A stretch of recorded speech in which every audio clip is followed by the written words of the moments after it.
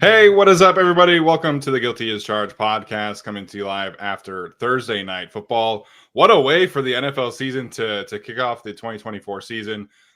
Game decided by a toe. If Isaiah Likely were just a half size smaller shoe, it would have been a touchdown. Maybe going to overtime. Maybe Ravens go for two. Football game of inches, as they say from time to time. Joining me tonight is my guy Tyler. Tyler, what's up, man? How you doing tonight? Dude, I don't know what to root for. On the one hand, like, do I want the Chiefs to win? No. On the other hand, it was already a delayed game. We were going to start at 8:30, now 9. When he initially caught that, I'm like, no way, man. Are we really going to start this stream at 10 p.m. at this rate? But nope, we're here. Unfortunately, did not count as a touchdown. But that's the way it goes. And against the Chiefs, you got to be perfect. You miss it by that much, you lose. That's just what it is when you play the Chiefs. Yeah, I mean, as we all know, Brooke and I are sitting here watching the game at the end, and she's like, I feel like I'm watching a Chargers game. And I was like, yeah, like, honestly, just like the more you watch the Chiefs, it's just like every game is kind of the same. Like, inevitably, the other team just happens to make some mistakes here and there, and the Chiefs are always the team to capitalize. So, unfortunately, that defense looks nasty. Patrick Mahomes looks as good as ever, and Travis Kelce is suddenly blocking for the first time in his career. So I don't know what the heck Taylor Swift has got going on there, but he's doing the dirty work now for the first time in his career. And, it's a good time, I guess, if you're a Chiefs fan, unfortunately. So yeah, I wish they would just go away, but it is what it is. On the bright side, I guess there was a lightning strike before the game. Maybe there's a little bit of foreshadowing. Maybe that's a little symbolism for you if you're into that sort of thing. But obviously, Tyler and I are here for the Chargers Week 1 preview. It has been a very long road this summer, but we are super excited to get into some actual regular season football. Hopefully, you guys are as well. And so we're going to do our full preview every single year when we do our pre-game previews. That's a lot of pre's right there, but we're going to have some superlatives to dive into. We mixed them up a little bit this year, make them a little bit more interesting. But at the end of the day, we're going to try and cover these games from as many angles as we can, and hopefully give you guys some insight into each matchup each week. And we'll go over kind of the latest news and notes, injury news, everything like that, and so on. So not a ton to dive into from an injury perspective this week. Obviously, it's week 1. Most of the teams are pretty healthy. Unfortunately for the Chargers, though, it does sound like DJ Chark is not going to be able to play this week. He is dealing with a hip injury and has not practiced has not participated in any practices so far this week. He didn't participate in practices last week or the week before that. So it's a bit of an issue potentially for DJ Chark. We'll see how long it lasts. But some people are surprised, by the gravity of this. He is their starting X receiver. I don't know why people seem to think otherwise, but without DJ Chark, Tyler, what are you kind of looking for from this wide receiver room? Yeah, it was tricky. So going into this week, I wasn't sure, and I didn't believe all 7 receivers would be active. So I was curious, given they kept Simi Fehoko, veteran presence, is Brendan Rice the one who's not active? Well, now DJ Chark does not seem like he's going to be playing. So I don't really get that question answered this week. And maybe I never will. As far as him being inactive, if he's inactive, what am I looking for? Honestly, I think they have enough on the team to work vertically. My question is, like, who does that become? And it was easier to answer, I think, before the preseason. But after watching what Brendan Rice did in the preseason or what he wasn't able to do, not all his fault, I'm not so sure what their plans are going to be.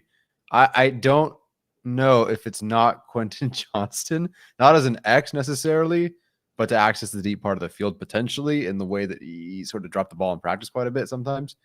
I'm wondering if they want to try him out as that boundary guy or work him in with Palmer and McConkey, or is it Rice? I don't know. But I don't know what to expect yet. I just have not seen this offense, so I really do not know. Yeah, there's a lot of uncertainty with the wide receivers in particular. When Brendan and Simi and Quentin were all playing in the games, Brendan was mostly the X receiver, or not, excuse me. Simi was the X receiver most frequently of those 3.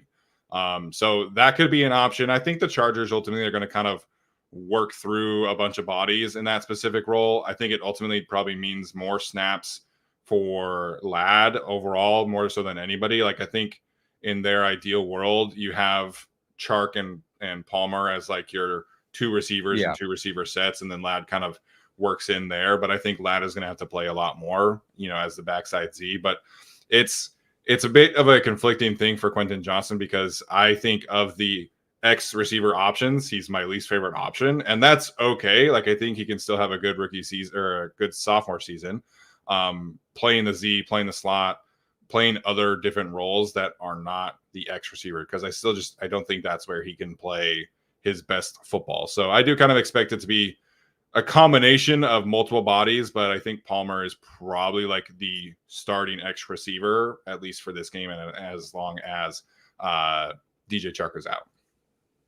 Yeah, I would agree. Actually, while you were talking, I was also looking at Prize Picks to see DJ Chark is still in on Prize Picks. We'll get to that later. Yeah, once he's declared out, I think that will change. But yeah, we're gonna touch on the vertical aspect of things here in a minute. But from the Raiders side of things, it is again not a ton there. I think it will surprise some people that Jackson Powers Johnson is not going to be the Raiders starter in this matchup. It is, oh my gosh, I had his name written down and I forgot it. Lucas Patrick? No, Cody Whitehair, the former Bear. He is the starter over Jackson Powers Johnson for now. Jackson Powers Johnson, obviously a lot of Chargers fans wanted them to draft him, but he is not starting. He is also dealing with an illness. So that's just kind of the one thing. Again, most of these teams are pretty healthy heading into week 1. Yeah, not too bad. Good. I want these teams to play as close to healthy as possible to really get, the revenge from last season, if you will. Although Raiders fans seem to forget the part where Easton Stick was in, but yeah, the 63-21 thing is like, it's so stupid to me because they like try and use it as talking trash when 90% of us were actively rooting for the Chargers to lose that game. And so the fact that game ended the way that it did just kind of accelerated the Chargers process. And, I told Raiders fans that I work with the next day, I said, thank you, that helps us out in the long term. So cool with me. All right. So every single week, we're going to dive into what we think are the coolest or biggest or most important coaching storylines. Once we get more info on the Chargers and on the other teams, we'll maybe get a bit more specific, maybe a bit more data driven. Obviously, kind of casting a general sense here. But Tyler, what is the biggest or coolest or most important coaching storyline that you're focusing in on Sunday afternoon? Yeah, I think in the preseason, you get to blitz till kingdom come and you get to do whatever you like, because it doesn't really matter in the end. And we do anticipate that Jesse Minter is going to blitz quite a bit. I imagine that he does blitz quite a bit in this game.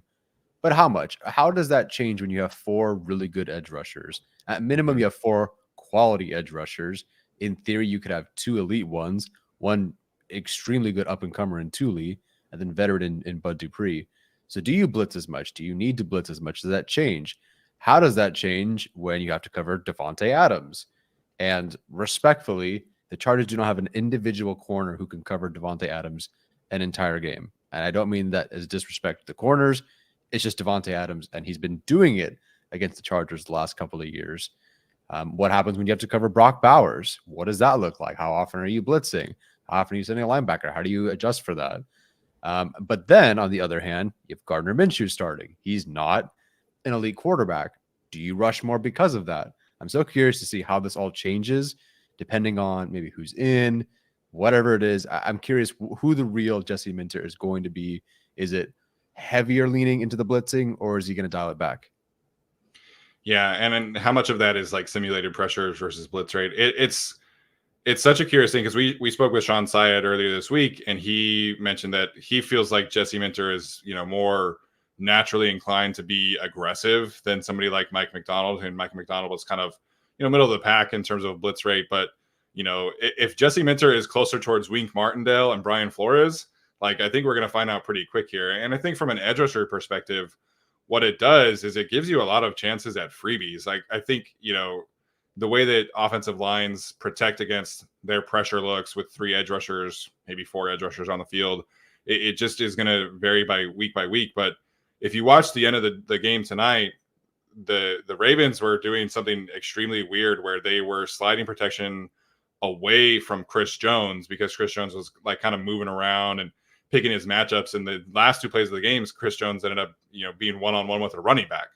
So freaky, weird shit like that can happen when you are blitzing and being aggressive and you have the guys to do it. So it's an extremely important point, and Jesse touched on it, that even he is just like, I can't wait to see these guys out here. So, we can debate where the Chargers are at in terms of the edge rusher room, but there's not many teams out there that have a guy like Tuli Tuipulotu as your edge rusher 3, and there definitely are not any teams out there that have a guy like Bud Dupree as their 4th. No, not at all. I mean, most years with the Chargers, we were hoping for Chris Rumph or some UDFA edge kind rusher. Back roll. Yes, right. Respect to all of them. Yeah, definitely not a Bud Dupree. I mean, Bud Dupree's been the kind of edge 3 they've had for a while. We were like, oh, Kyle Van Noy, edge 3, awesome. But no, Bud Dupree being the 4th guy is tremendous. I'm excited to see that as is. But then what is meant to do with that? Yeah, Bud Dupree was the best edge rusher on the Falcons last year. Like for an actual like NFL defense. So yeah, it's just such a cool point. I can't wait to see it. I tweeted this out. I think people who are talking about Khalil Mack regression are just really gonna feel really stupid watching this season. Watching him in person and up close, he looks fresh, he looks mean, he looks motivated, and it seems like the entire Chargers defense just has like a different spirit about them. So that kind of works into my thing. There's a lot of scheme things that we can certainly get into later on, but this is a real like identity game because both of these teams want to be physical. They want to be the aggressor. Like that was Antonio Pierce's whole shtick was, the Raiders were soft and then they hired him and then they were physical. They were tough. They are aggressive. And specifically you look at where these teams want to be the bully and where they want to establish the physicality. It's the Chargers offensive line versus the Raiders defensive line. Like, we heard Jim Harbaugh, they want the offensive line to be the tip of the spear. You tweeted out the clip of was that the offensive line coach? I forget. Yes. This team loves offensive linemen. They want to, feature this offense. There was almost an offensive lineman that was going to be the team's fullback. Like they love offensive linemen. And the Raiders went out and they get Christian Wilkins to give Max Crosby a legitimate running mate. They want the defensive line to be their star of the show. And so it's just going to be a true trench game. And whoever can, punch and get the most body shots in here in this game, that's probably who's going to win. Like at the end of the day, for me, I think you watch this game and you watch the film back, the X's and O's are probably not going to matter a whole lot. It's probably just going to be who's more physical, who can run the football, who can protect the quarterback. And that's Jim Harbaugh's thing. Like he wants to be physical. He wants to establish this identity. Well, the Raiders potentially are one of the best ways to test that theory and test that culture and come out of the gate swinging. And if you don't, the Raiders could punch you right in the face and end up winning this game. So I think for me, we're going to dive into some of the X's and O's stuff, but whose identity can shine brightest in this game is ultimately going to decide who wins it, in my opinion. Yeah, the Chargers have not had a game against the Raiders in a very long time where we thought both coaches wanted to go for the less glitz and glamour, more just like punch you in the mouth, trenches football. It's been a while. And I guess that's really the case when you have Phillip Rivers as your quarterback, when you have Justin Herbert as your quarterback. I get it. But it's been a while since you had both teams really just want to go with that mentality. Yeah. So the good news is it's not like it's, new school versus old school and one has to win. It's just we're all going to play this style of football. Let's see who's the toughest, who's got the best offensive line, defensive line, who's toughest the longest, as Phillip Rivers said. So stuff like that. It's very exciting. I don't know if like this is the game where we find out, if Jim Harbaugh era of football in 2024 works, but we get to see like, can it at least win one game? And then in the future with more difficult opponents, we can see if it can really stand up to, the Chiefs and the Ravens, who we just saw win tonight, or well, one of them won tonight, play tonight. Yeah. And I think you saw some of that tonight where it's like every team is going to come out in week one with a different kind of energy. Every team thinks they're good. Even like the Panthers players probably like, yeah, we could be really good this year. And then once you like get week one out of you, like you just never know. Like week one can bring so many silly, foolish things to the table. But what I think is going to hold up in this game is who can be the most physical, who can be the toughest, and who's going to fold first, who's going to make the mistake up front first, I think is going to determine who wins this game. Yeah. Couple super chats real quickly. Obviously from Mrs. Andrea Schoen, Mom Schoen. Game number 1, let's go. Schoen family is going to be in attendance. So obviously if you guys see Tyler, say hello. But this is Battle of the Schoens, Chargers versus Raiders, a tale as old as time. Yep. It's gone well for the Chargers and myself for the home games the last few years. But, my mom has to just keep my dad and I at a distance. They don't beat each other up. Yeah. Me and my brothers and my dad, we all root for different teams. So it's very interesting. Unfortunately, one of my brothers is a big Chiefs fan. So that's always fun. All right, next category here.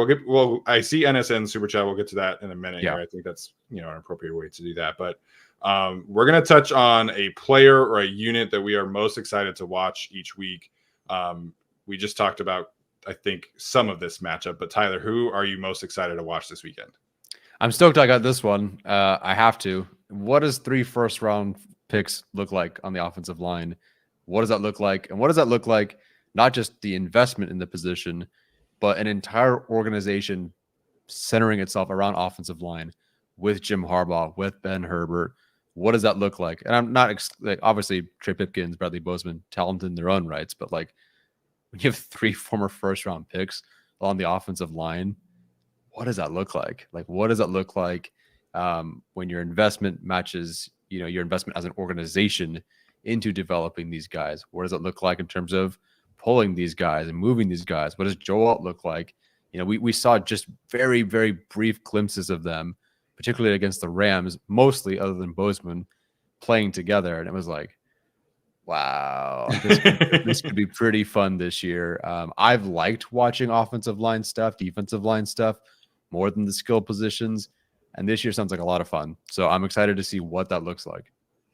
Yeah, I obviously did my training camp notebook. That was a tough one to say. A few weeks ago, and I just was blown away by the attention to detail that this regime was giving to the offensive line. And Daniel Popper wrote about that this week. Every time there's like special teams drills, a lot of the starters will just kind of like hang out and get some drinks and obviously chat it up.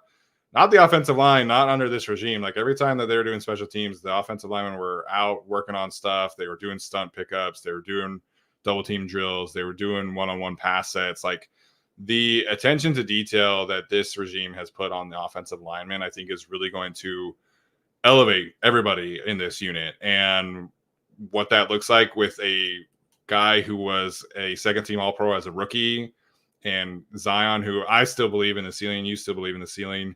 I think it's really going to shine bright this year. Joe Alt, some people consider him like one of the best offensive tackle prospects of like recent memory. Even Rashawn Slater like kind of joked how talented, like more talented than Rashawn he is. So this regime, like they put all the work into it. The players have put in a ton of practice. They're healthy heading into week 1.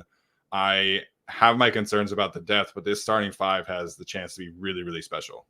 Yeah, I think so. And Zion, I don't know if you saw the clip of everyone saying that they asked like who's the strongest guy on the team, and basically everyone went down the line and said it was Zion. Even just watching him on film, it's starting to look like that. Like I really buy what it looks like when you see the pictures of him, and then what everyone's saying about him, and watching him on film. I'm ready, man. I'm ready to be right. I'm sick of us jumping up and down being used against us. I'm ready to be right. I know I see people using that on Twitter, and I'm like, we're all draft nerds. Like if you love a player in an evaluation process and then your team drafts them, like you get excited. And we were there also hoping not for Trevor Penning. Like that was half of the vertical was that. So. Yeah. Half of the vertical was that. But nah, man, I'm so excited. Like the run game, I think you saw some glimpses. Like a lot of the Ravens bones that Greg Roman established as like a run game guy are still being used in Baltimore. And the way that those offensive linemen get out in space is just so much fun to watch, and the amount of pin and pull and counter and things like that. It's just going to be great. I think it's really going to feature these guys in a fantastic way. Yes. So we have Raiders fans in the comments, so that's very good. I'm glad you guys have internet This Chargers. That's really, really fun. That's good. We don't have a sponsor for like medical professional help, but sounds like you got an issue. So go ahead and take care of that. See somebody. Yeah. Who am I most excited to watch? I went with the layup here. I went with Justin Herbert, obviously. But I think we all deserve to watch Justin Herbert after watching the preseason games. But in particular, I wanted to point this out because it's just, I think a lot of people have reservations about the Greg Roman offense. And I understand, like, he's never really been a guy to like develop layers of a passing game. And that obviously can run its course. But what I know about the Greg Roman offense is that this is going to get vertical, and they're going to let Justin Herbert chuck the ball downfield, and that should be really, really exciting for Chargers fans all around. Who are hoping that Justin Herbert can provide some explosive plays. I think you'll see a lot of them this season. Mm-hmm. Lamar Jackson, every single year under Greg Roman, had an average depth of target for the whole season over 9 yards, and one season his ADOT was 10. It was 10 yards. It was crazy. They chuck the ball downfield. It's deep play action shots, it's crossing routes, it's overs, it's posts. It's fantastic to watch when you have the guy who can take advantage of the deep parts of the field. And obviously we know that Justin Herbert can do it. Justin Herbert last year with Kellen Moore set a career high in ADOT of 8.2. So again, Lamar Jackson every year under Greg Roman is above 9 yards average depth of target. Justin Herbert's average depth of target highest wise was 8.2. So it puts it into perspective. Some of that is obviously the players, right? Like I think Justin Herbert is much more prone to checking the football down when he doesn't like the reads. And we saw a lot of that when the injuries happen. And it was like, okay, Keenan or Mike are my number one. They're not open. I'm going all the way back down to Austin Eckler for my check down. Like there was just like, it's just kind of who he is. You know, he is kind of a processor that way. But I think we are going to see him be much more vertically inclined this year. I think we saw some of that in practice where they would dedicate an entire day of practice to vertical, deep passing game concepts. Mm-hmm. So I think if you are a fan of big guy throw football far, you're going to be very happy watching Justin Herbert this year. And I think this week in particular, where the Raiders don't have the greatest secondary in the world, I think we could see the Chargers push the ball down the field and maybe have a bigger week for their wide receivers than people might think. Yeah, big guy throw football far sounds good to me. It sounds like a ton of fun. It's interesting because they want to throw the ball down the field. Obviously, we know that they drafted Ladd McConkey to do that. They brought in DJ Chark, obviously might not play, but they brought him in to do stuff like that. Josh Palmer, the last time we saw them against the Raiders at home, was able to do that so they can cap off that game with a win. They also don't even really have a guy, and we'll see what ends up happening with some of the other players, but I don't know that there's a third down pass catching running back on this team really that's available, and they don't really have an established tight end. Sorry, they don't have an established pass catching tight end. Like we'll get that out of the way. Maybe Hurst is a guy occasionally. Will Dissly can be a guy occasionally.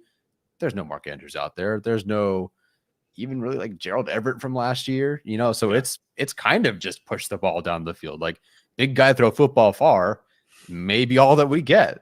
And hey, that sounds kind of fun to me. Like you said, you know, the Raiders have always been very like tenacious, and it's been difficult to play them.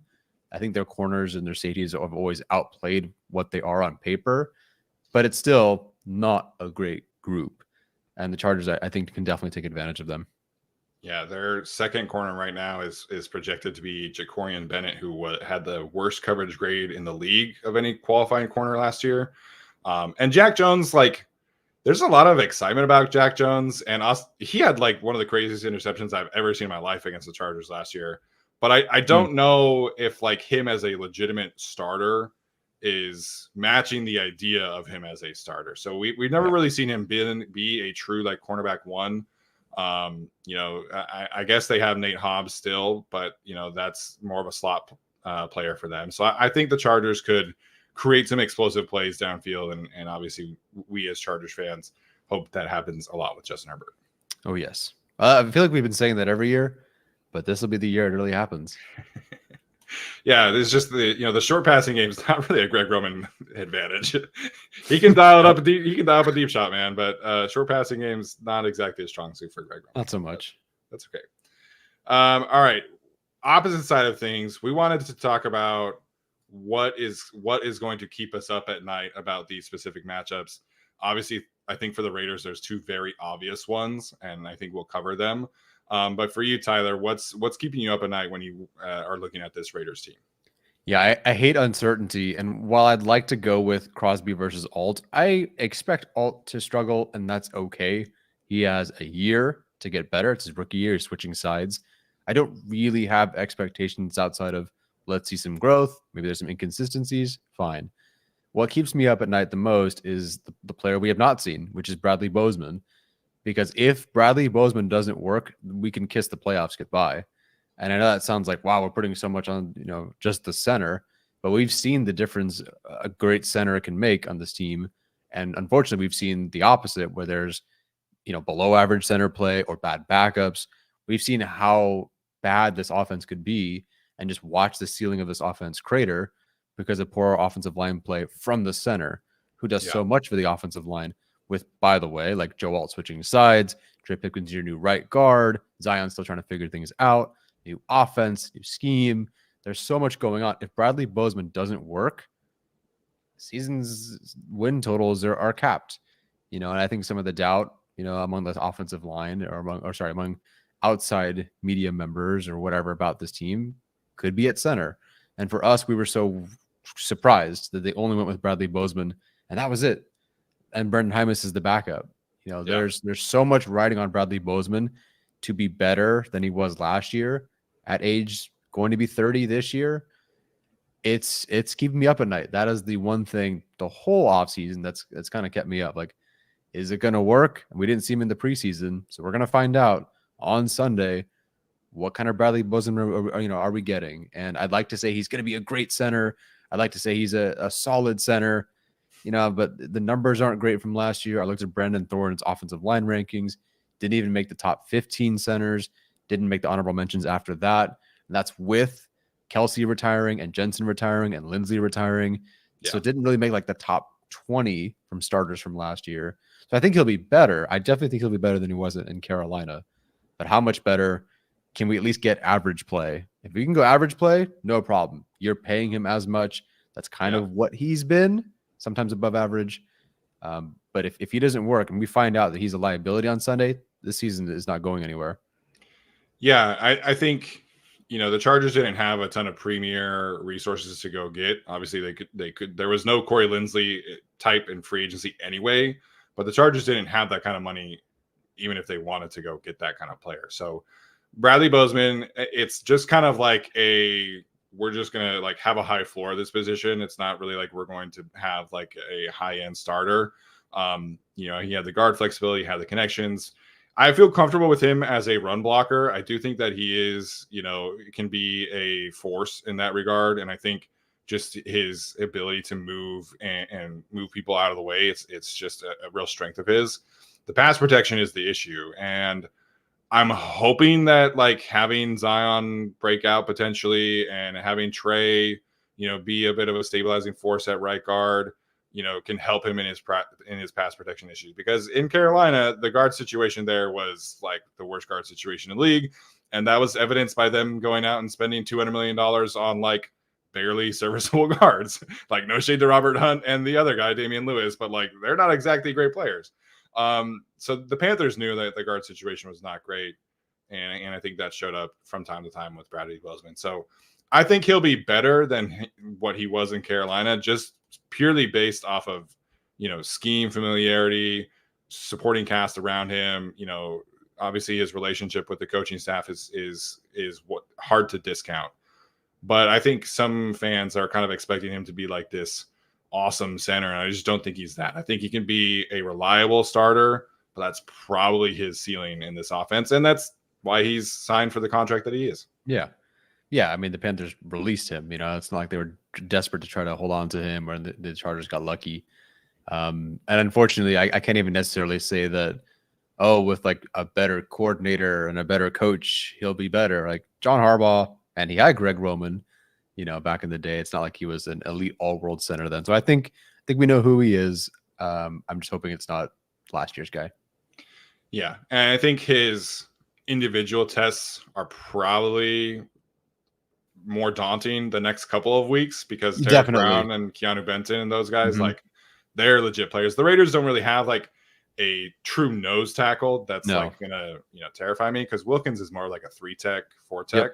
So that is a tough matchup otherwise. But I think Bozeman's impact is going to be felt because the Raiders do have a pretty stout interior for sure. I'm gonna again take one of the easy ones here. It's Davante Adams. You hinted at this earlier. The Chargers cornerback room is kind of like our main concern. I think I'm a little more optimistic after watching them in person and watching them perform in the preseason. But Asante Samuel Jr. and Christian Fulton are not exactly true cornerback ones, and we don't really know what the slot corner position is really going to be. And Jasir Taylor just kind of won that position battle by default. Like, he was never really tested. So cornerback room is certainly a question mark. And I respect the optimism that some fans have about the defense, but I think cornerback room is still a weakness there. So Davante Adams, he might not be one of the best, 3 receivers in the league anymore. Maybe he's been passed by in that regard, but he's still a really, really freaking good player. In 4 games against the Chargers, he has racked up 34 receptions on 54 targets for 494 yards and 4 touchdowns.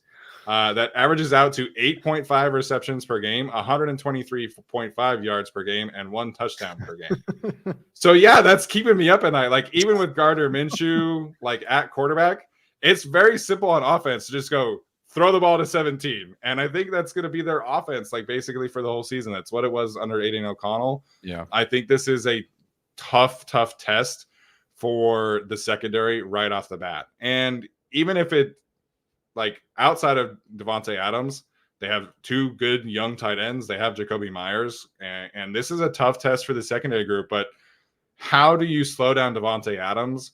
Because he's going to be the guy who moves the chains. He's going to be the red zone guy. He's going to be the guy who's going to get 15 targets. He is the bulk of their offense. Can you slow him down to 6 catches for 90 yards? If you can do that, I think that's a pretty big win for the secondary off the bat. Yeah, I don't remember what did for most of the game against the Vikings. They were able to kind of figure out Justin Jefferson and hold him for a bit. I don't remember what his stat line ended up being. He had to get to some number and he didn't get it. He missed it by a few yards. I think it was like 3 straight 100-yard games or 4 straight 100-yard games. Like, that stat line, whatever that was. The fact that I can't remember it means it's probably not too bad. You're talking about last year? Last year's, yeah. Against the Chargers, he had 7 catches for 149 yards and a touchdown. It wasn't 150. That's what it was. It wasn't 150. Never mind. Okay, so let me just throw out that entire comment and start over. I like what Steven's talking about the 90 yards. The whole, it's Gardner Minshew, like, they're not going to do so well on offense. They did it with Aiden O'Connell. They did it with not the best seasons from Derek Carr. Sorry, like, Davante Adams is one of those players, whether it's, Andre Johnson and the Texans or Larry Fitzgerald and the Cardinals. Like, the quarterbacks can be bad, but these guys are good and he'll just get open. So, I don't really believe in Minshew all that much. It's even my dad's a Raiders fan. It's just kind of like, all right, they went with Minshew, cool, but he'll do his damage. I just hope, like you say, it's not that much. Yeah, I can live with like 85, 90 yards. If this is another like 150 in one game where he's just like dominating, I think it's going to be a longer day than we hope. And Davante is the kind of guy where he could be short, intermediate, deep. He could do everything still at this stage of his career. So players like him, Justin Jefferson, Tyreek Hill, it just doesn't really matter who the quarterback is. Like, Justin Jefferson's probably going to put up like 1,800 yards and 12 touchdowns with Sam Darnold this year. Like, these guys they know how to get open. Yeah. They know how to separate. They know how to play, contested catch situations. And I hope the Chargers try and get like a little physical with him. I think they try and, press him a bit more. So maybe this is kind of more of a Christian Fulton game than an Asante game, because Christian Fulton's a little bit bigger, a little bit longer arms. You know, I think you get physical with him, you bracket him, safety help, all the stuff. Like, let anybody else beat you on offense besides Devontae Adams. Yes. And unfortunately, they have Brock Bowers right there too. So it's going to be a lot tougher than I think people are making it out to be. Yeah. And at the end of the day, it is a rivalry game, and Yep. these games are always close. Even when the Chargers were at their best and the Raiders were bad, it was still tough games. So, okay, we have prize pick selections of the week every single week. Hopefully, you guys were able to take advantage of the prize picks code. Again, that is prizepicks.com/guilty if you're new to the show for tonight's games. Hopefully, you guys were able to get some of that action. So, we're going to have prize pick selections of the week. We'll take 3 selections for the Chargers game every single week that we like. This could be Chargers or the other side. And there's obviously always some games that, you know, we might like otherwise. So there is the Caleb Williams special going. So make sure and choose that. So my prize pick selections of the week all ended up being the running back selections for some reason. I think those were just the selections that I was most drawn to. So to me, like, one of the easiest ones I looked for was Gus Edwards. His number of touchdowns is at 0.5. I think we're going to see Gus Edwards have a big touchdown season. I don't know if it's going to be a big yardage season, but he is the goal line back, and I expect the Chargers to get into goal line situations and pound the rock.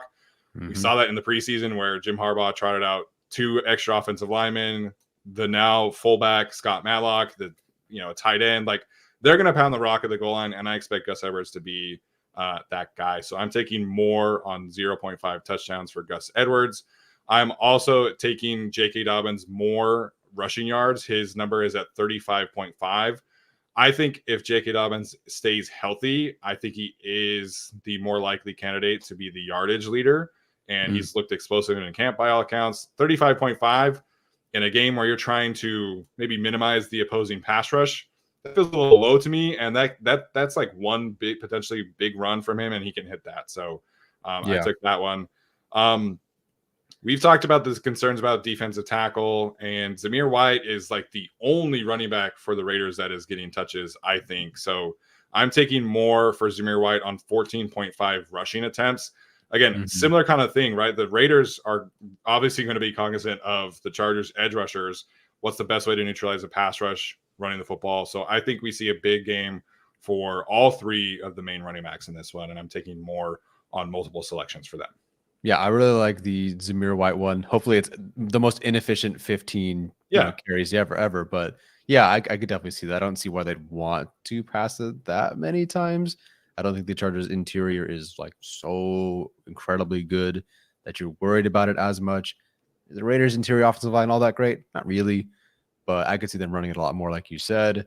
The Chargers backs are tricky because, one, we don't really know yet how that split will look, and 2, it could vary week to week. We don't know. Dobbins could end up being that guy. Maybe it's Edwards. But I love the Edwards touchdown scorer one. We could very well get like the Derrick Henry game tonight. What was his numbers? Not that great. The efficiency, not that great. Scored a touchdown though. Yeah. Yeah. They go down there in the red zone and they get the 5-yard line. Like it's Gus Edwards season, so, and it's not Donald Parham season, where maybe he could have, taken a touchdown here or there. It's firmly Gus Edwards right now, I would think, until they explore more in the passing game. So that's definitely an easy one there. For me, I went with another easy one. Khalil Mack set at 0.25 sacks right now. So he even just needs a half sack to clear the more there for that one. And any other team in a lot of weeks, I don't love taking the sacks because it's really just all or nothing. 0.25 sacks against the Raiders feels like easy money. Feels like free money, which means it's totally not going to work. But like, I'm going to put money on something, I feel like that's a good one. And then I'm actually going to, especially with DJ Chark trending a different direction, Ladd McConkey's 35.5 receiving yards. I would go with the more on that one because now they're going to rely on him a lot more to access that deep part of the field. He is the guy they have, this regime has invested the most in so far. So I think that one's a pretty good one. You hit the running backs I might have talked about as well. If you want to go, because you can't just bet or you can't just place wager whatever on just one team. So you can flip it over to the Raiders and Devontae Adams at basically whichever point you end up finding him at. I would go with the more there, unfortunately, because his average so far is 30 to 40 yards higher than what his projection is on Prize Picks. Yeah. Good point from Mighty here. He says heads up for Prize Picks. Tackles is the one that hits every time if you pick a linebacker. So that is a great point. We don't know really who's like Jesse Minter spoke about the linebacker rotation today, which I wanted to find a way to talk about them and I just couldn't today. Yeah. But Jesse Minter said that they're probably going to rotate all three guys. And he even mentioned Troy Dye like as a potential option of playing too.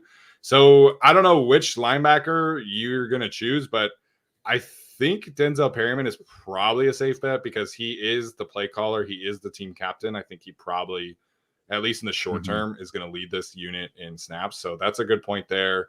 The Raiders linebacker unit is obviously a bit more straightforward. They are starting Divine Diablo and Robert Spillane, and they don't really have any competition behind them. So if you want to go that route, I also think Derwin tackles, if he's on there, is probably a safe one as well. Yeah. Yeah, I don't see any of the Chargers defenders at all. Maybe I'm missing it. I thought I saw Denzel on there. I don't currently see him, but if I missed him, somebody let me know. Denzel Perryman, kind of a revenge game for him too. So maybe revenge game, homecoming game at the same time. So yeah, a lot to play for. Is there a Simi Fehoko one? Because he needs to step up after they dropped his middle school photo earlier today. I don't know if you saw that one, but that was brutal from the Chargers. That was a rough one, man. So funny though. It was so funny though. Derwin's photo was hilarious. Oh yeah. Cameron Dicker being like dressed up, just like all wholesome, and then the tromboner thing. She's like tromboner, best kicker in the league. It's just like tromboner. I know, I love it. Whatever. That's how confident he is, right? Yeah. Cameron Dicker, his field goal number is at 1.5. That's a little high for me, but I think we will see Coach Harbaugh be a little bit more conservative. So that's definitely not a bad one. Definitely. Yeah, I don't mind that one. Should be a close game. So I definitely don't mind that one. And obviously they've watched Cameron Dicker hit from 55 plus in the preseason. Like they're very confident, I'm sure, in his kicking ability. Yeah, so I'm searching the Chargers defenders by name and they're not even popping up. So hopefully Prize Picks can get on that action. But again, that is prizepicks.com/guilty, code guilty if you guys want to get in on the action every single week. All right, to wrap it up, we're going to cover some X factors, and then we're going to do some game picks here, and then we'll touch on the rest of those other super chats from here. So, Tyler, who is your X factor of the Chargers Week 1 matchup with the Raiders? No particular player here. I just want to know, and I want to figure out and see who this third down pass catcher would be out of the backfield. Is there one? Who is that guy? Is it Edwards? Is it Dobbins? Is it Vidal? Is it whoever? I have no idea. I really don't know. I couldn't see jack squat in the preseason. Two of the guys didn't play, and Easton Stick wasn't helping the rest of the guys. Yeah. So I really don't know. None of these guys are particularly – they don't have a great track record of being that guy. Now you go from 4,000 targets to Austin Eckler to I don't know. Who is that? Who is that guy going to be? I don't think it is a requirement, but you do have to be able to check it down occasionally. Who are those guys? Who steps up as a third down pass protector, pass catcher? I don't know. I really don't know. So for that, to me, it's a big X factor. I think a lot of people are penciling in Ladd as like the third down guy. And I understand why, like his skill set would lend itself towards that role, but that's also a lot of pressure to put on a rookie. And so I don't know if that's maybe where I would want them to like lean fully into. I will say whenever I was at practices, whenever they got into red zone third down drills, the tight ends were very, very active. So maybe that's kind of where Hayden Hurst will Disley can kind of carve out a role and provide some extra value for this team. Yes. I'm curious also if maybe like Stone Smart factors in there, all that. Yeah. So much uncertainty. Like usually like we know exactly like what we're getting from everybody, it's just like there's so much uncertainty, which is why I think this team is so interesting to start the season. My X factor is the aforementioned Denzel Perryman. I think this is such an interesting role for him. He hasn't really played in this kind of system before where it's very blitz heavy, very downhill from a linebacker perspective. Obviously we know what Gus Bradley's scheme was. It was not that way. He was in that same kind of scheme last year in Houston. the Raiders, also Gus Bradley. So he's played a lot in like the Gus Bradley, like we're going to stay back and we're not really going to blitz and all this stuff. Well, Jesse Minter's going to blitz you quite often. I think as a run defender in particular is where I want to see how they use him, because one thing that the Ravens would do with Patrick Queen is just basically have him go full speed downhill and take on a blocker and get him like out of the picture. And that was a way that Patrick Queen created some extra value for himself. It's a way that he just kind of became a more reliable player. And it also allows your other linebacker to just be able to clean up, and it gives them a lane to go make some tackles. So Denzel Perryman, I think, can be in this kind of role and protect the young linebacker, whoever he's playing next to, whether that's Deion Henley or Junior Colson, and just be a physical hammerhead leader. And this team, I think, is set up to use him in that way. And I think in this matchup in particular, Zamir White was actually one of the most efficient running backs in the league when it comes to rushing yards over expectation. I think he was second in the league in that metric. And so he's a guy who, at least last year, showed that he can get more than what is expected of him. He can do the yards after contact. He can be physical. And I think Denzel Perryman, I think he's right in a perfect matchup for him to match Zamir White a few times in the hole. Can you get him down to the ground? Can he get Dylan Parham and these other Raiders offensive linemen, the tight ends who are going to pull and be active? Can he just kind of disrupt the rushing lanes of the Raiders? I think is a key point to how they can be successful against the run this year, and especially this week. Yeah, we talked about Devontae Adams the last couple of years, but the Chargers have also, and we've seen it, trying to get into the postseason or just trying to stop anything in Vegas. They can't stop the run. They have had difficulties doing that. Denzel Perryman, I think this suits him perfectly. Both his play style at this point in his career with the young guys he's playing with, I think it suits him perfectly. And it also just seems to also fit like the way Navarro Bowman coaches as well. Yeah. I was thinking like, oh, Deion Henley, like, yeah, sure, more of the coverage guy, but he's not quite the physical guy. Or Junior Colson's coming back from, his surgery, not quite ready to get in there. No, these guys are totally confident playing downhill too. So I think the vibe from Bowman, the vibe that Perryman has as the team captain, with the way Minter's going to play him, I think it's perfect. So I think he's absolutely an X factor. And like I said, revenge game and a homecoming game all in one. So it's a fun one. Yeah, it's been fun to see him come back in this latter stage of his career. So I'm excited to see what this linebacker room in general. I'm just so curious how it works out. Mm-hmm. All right, let's get to our game picks here. I'll start us off. I understand why people are having a lot of fun in this matchup, but I do think it is going to be closer than people in the fan base are expecting. I think the last time I checked, the Vegas spread was only 3 points outright. So Vegas is essentially basically considering this a wash in terms of who is favored here. So this is a game that I think is going to come down to, like I said earlier, who can be more physical, who can establish their identity. And I think the Chargers will be able to do that. I think the Chargers will, again, take some lumps. I think I'm not expecting a Joe Alt, perfect game. I'm not expecting him to erase Max Crosby. I think if you're expecting that, you're underselling how hard it is to be a rookie offensive tackle and also underselling how good Max Crosby is. So I do think we'll see Max Crosby make an impact. To me, he's like one of the 3 or 4 best defensive players in the league. So they'll take some lumps, but I think overall, as the game continues to go on, this team is going to prove out to be the more physical team. And I think we've seen that in some glimpses here and there, like the Chargers leading the league in rushing yards before contact is a great sign in the preseason. Mm-hmm. The way that this secondary and linebackers were just attacking downhill consistently is a great sign. So I do think the Chargers are going to come out on top in this matchup, but I think it is going to be much closer than people in the fan base are expecting. So I'm thinking this is going to be a low-scoring game. I think both teams are going to want to run the football. Both teams want to play defense. I'm actually changing what I put in our rundown, but I'm going to go Chargers win 23-20. Comes down to the wire, as Chargers Raiders games tend to do. I think it's going to be an electric matchup. I cannot wait to see the start of the Jim Harbaugh era and what this looks like against the Raiders in a rivalry setting. There's so many cool storylines that we didn't even touch on today, so I can't wait to watch it. I think the Chargers win a close one, and maybe it's a field goal at the end, maybe a stop at the end, but I think it's 23-20 is what I'm going with. Yeah, you and I are on the same page. I think 2 things in history to look at. One, the rivalry, it's always been close. If my dad's still in the chat, I don't know. We've been to enough games. We go to the game every year, and it doesn't matter who's at quarterback, what's happening. Even if the Chargers are way more talented and the Raiders are supposedly terrible, it's always close. I've seen them steal games from the Chargers. It's always difficult. It's always difficult. So it should be close. But the Chargers recently have been pretty good about winning at home against the Raiders. And I think at the end of the day, if you're taking the Chargers, it's pretty simple. It's Justin Herbert. Like, he is the much better quarterback than Gardner Minshew. Hopefully Raiders fans can at least admit that. You think your team's better? Fine. You can't tell me Minshew's a better quarterback than Justin Herbert.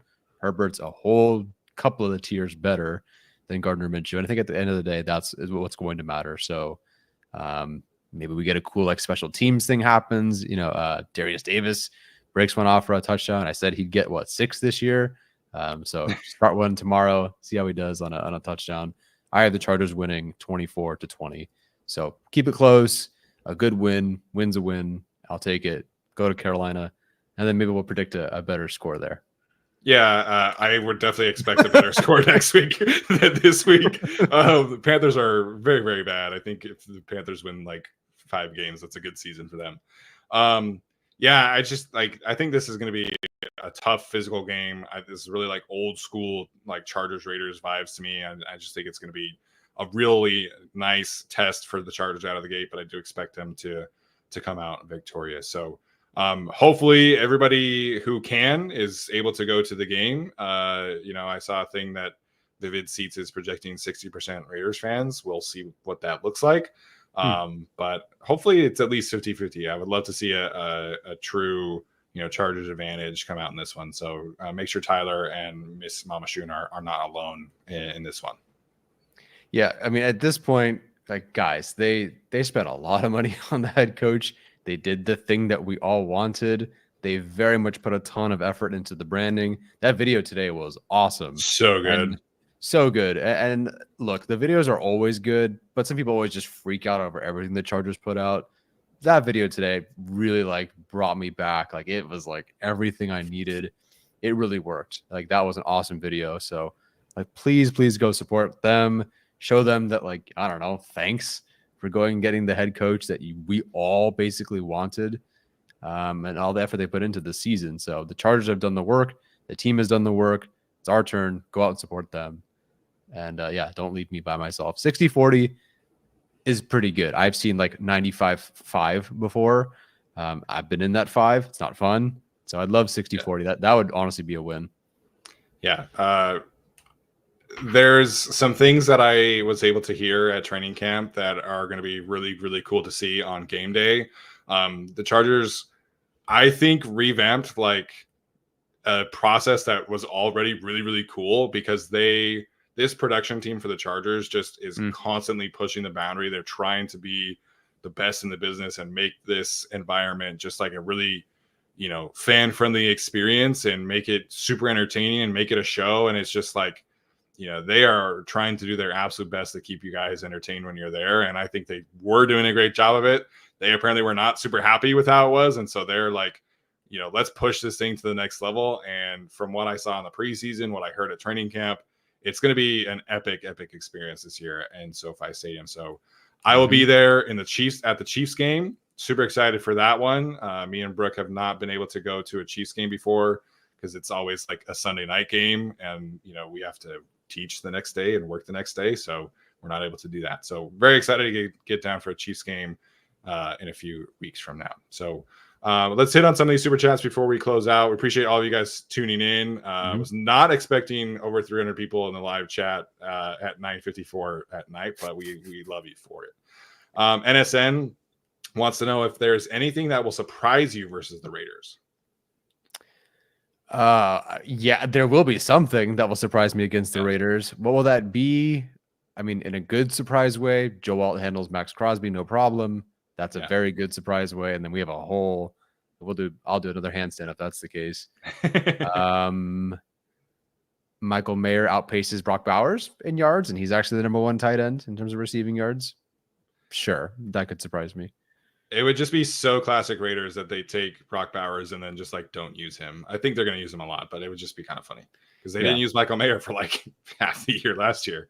Yeah, then he was good. And then he was good. Weird how that works. Yeah. I think like in terms of a surprise for me, I like the tight end usage. I think is something I'm really curious about. Like I think they in practice really emphasize that unit. We talked in the summer. Maybe this is like a big Hayden Hurst rebound year.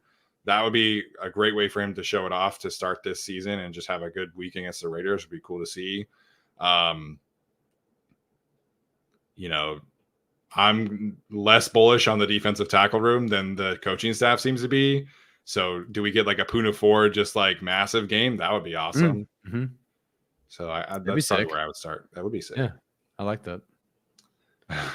NSN says he loves the Zion reaction still. It was so much fun. If you've never been to the draft in person with your friends, I strongly encourage it because everything is cool. And they didn't take Trevor Penning, which was like, so much of a thing for us that we were scared about. And they took a player that we really loved. So it worked out.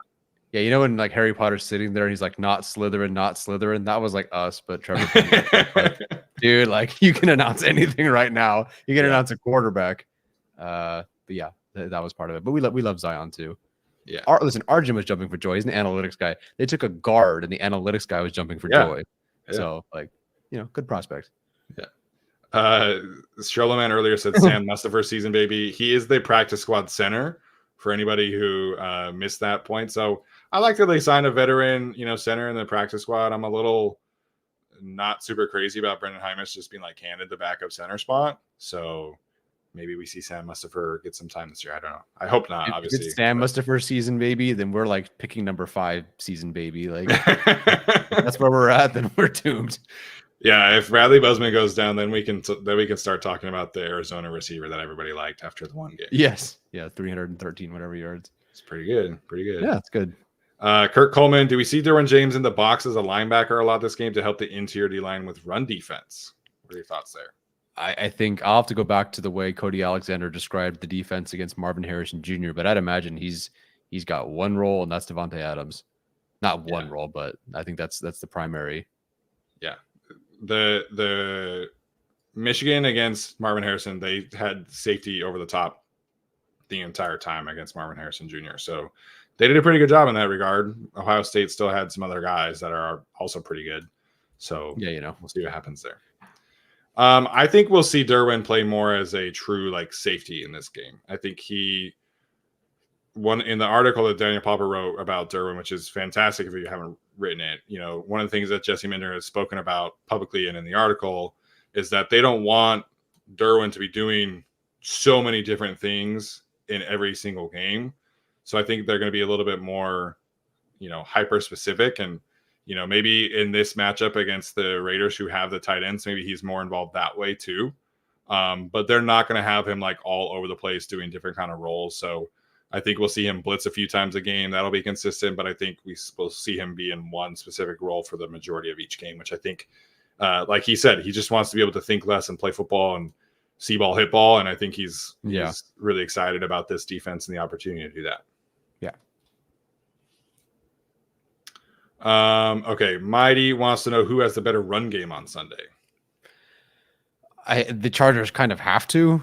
With the investment in the offensive line, like they better, and Will Dissly, and I think the receivers can all block. It should be the Chargers, but I think the edge rushers can do enough to slow them down. But Max Crosby can flat out take this Chargers rushing offense and kill it. So we'll see. Yeah. I think Zamir White probably has like the better game of the running backs, just because I think he's going to get way more touches than the Chargers backs. But I think the Chargers will rush more yards. Maybe Justin Herbert gets in, like a 20-yard scramble or something like that. So I think the Chargers will win this rushing matchup. All right. Week 1 preview in the books. Love to see it. So we appreciate each of you guys for tuning in. We are going to be bringing back the Saturday Q&As. So I know a bunch of you had great points in the chat and some questions that we didn't get to touch on. Saturday is the time to do that. We appreciate the super chats. We will always touch on those. But on Saturday, we are going to bring back the Q&A feature. Hopefully the majority of the Saturdays will be able to do Q&As, but obviously depending on schedules and when Utah football plays and stuff like that. But for the most part, we'll be back on Saturdays for Q&As. And then on Sunday, since Tyler's going to the game, we're going to be live after Sunday Night Football this week to recap the Week 1 matchup. So, Tyler, any final thoughts before we head out? I will not say family, trust, respect. I will say I love you, Dad, and I hope your team loses. There you go. Nice job. Can't wait to see it, man. Long time coming for the Jim Harbaugh era. I love the fact that he was in like the shirt today, the blue collar shirt that he gave everybody. So just, I think this team is just ready to run through a wall for Jim Harbaugh. And I think we'll see that show up on Saturday. Should be a ton of fun. I love that Week 1 is the Raider game, and it's just going to be a great matchup. Can't wait to see how it unfolds. All right, guys, that's going to do it for us tonight. We'll see you on Saturday morning or on Sunday night. Hopefully both, but one of those times you should definitely come back here, and we appreciate you for tuning in. This has been another episode of the Guilty as Charged podcast. As always, bolt up.